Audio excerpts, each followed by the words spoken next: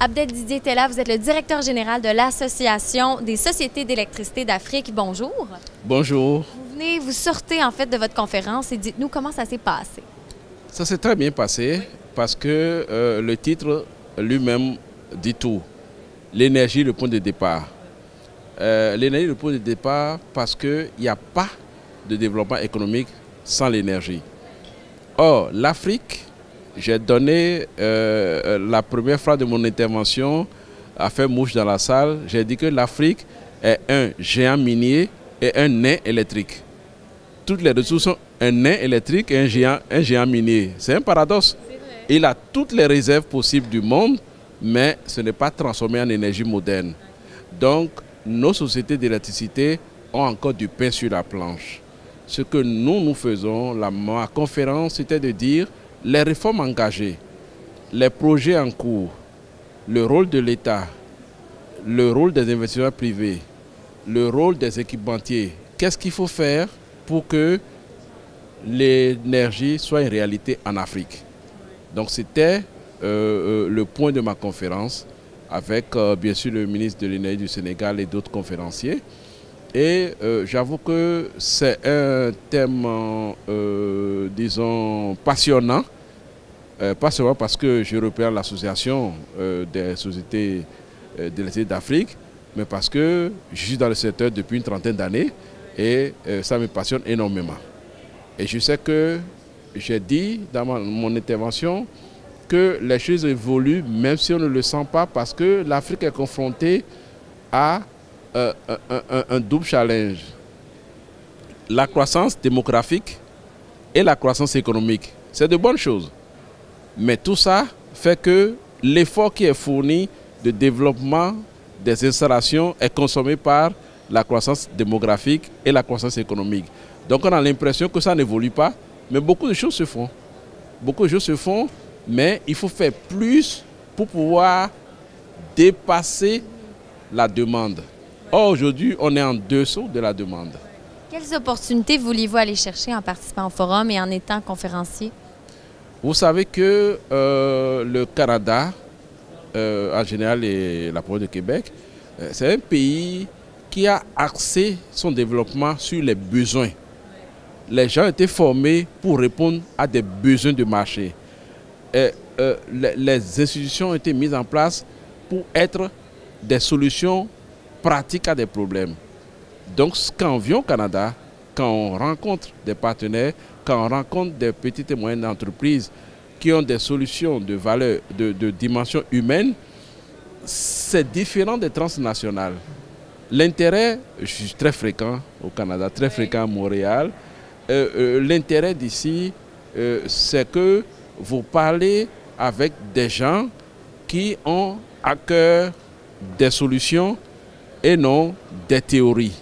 Et c'est ça que nous recherchons dans les BIF. Vous avez vu que j'ai eu énormément de discussions business to business parce que beaucoup de petits de développeurs, d'innovateurs sont venus à cette conférence et c'est cet échange qui est enrichissant dans ce forum. Et quelle rencontre profitable est-ce que vous avez faite pendant votre business to business? Beaucoup. Beaucoup? Des innovateurs, des gens qui proposent... Parce que, vous savez, on a une réalité. Quel que soit le niveau de développement de l'Afrique, elle est obligée de consommer un produit dont le standard ne peut pas changer, qu'on soit en Europe, en Amérique ou en Afrique.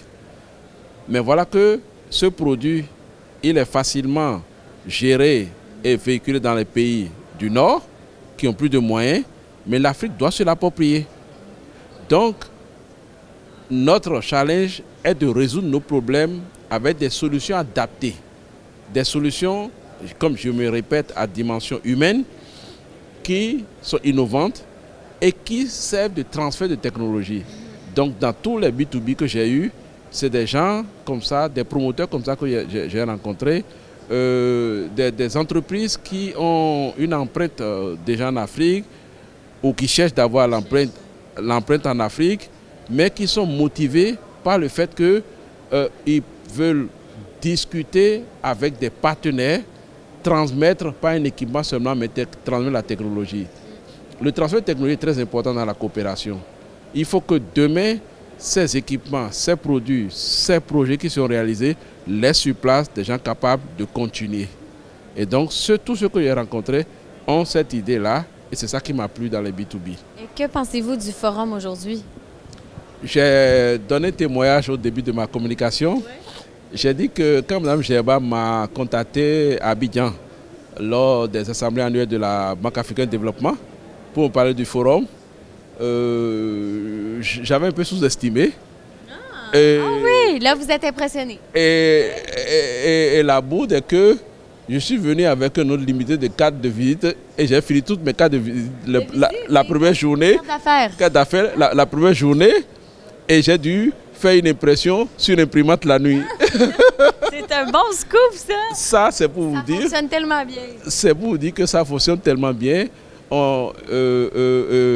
La dernière chose dont j'ai discuté avec la présidente tout à l'heure du forum, et elle m'a dit, insisté pour que je vous le dise à l'interview, c'est que je participe au congrès mondial de l'énergie, mais des fois c'est tellement grand, 5000 personnes où on se perd, on a tellement de gens que des fois on noue moins de relations qu'à ces forums, à ces forats-là où nous avons parlé spécifiquement de l'Afrique, parce que quand même, mondial de l'énergie, on parle de tous les continents. Ici, c'est comment l'Amérique du Nord, avec le Canada, revient en Afrique. Et vous avez vu, j'ai eu tout le bonheur aujourd'hui d'entendre le Premier ministre de la province dire que Hydro-Québec International va reprendre service. Moi, j'ai connu Hydro-Québec International, la branche internationale d'Hydro-Québec dans les années 80. Et ils se sont retirés. Et ça m'a fait mal parce qu'il y a eu beaucoup de projets qui ont été menés sous l'égide de Hydro-Québec, sous le conseil de Hydro-Québec International. Et si Hydro-Québec International reprend service et avec l'implantation de la province en Afrique, pas des bureaux en Afrique, je pense que la coopération canado-africaine, à commencer par québécois-africaine, va progresser et j'espère en premier que ce soit l'énergie parce que Hydro-Québec est un grand mondial et nous voulons profiter de tout ce savoir-faire d'énergie verte parce que l'Afrique est capable, elle aussi, de promouvoir l'énergie verte. Elle en a les moyens.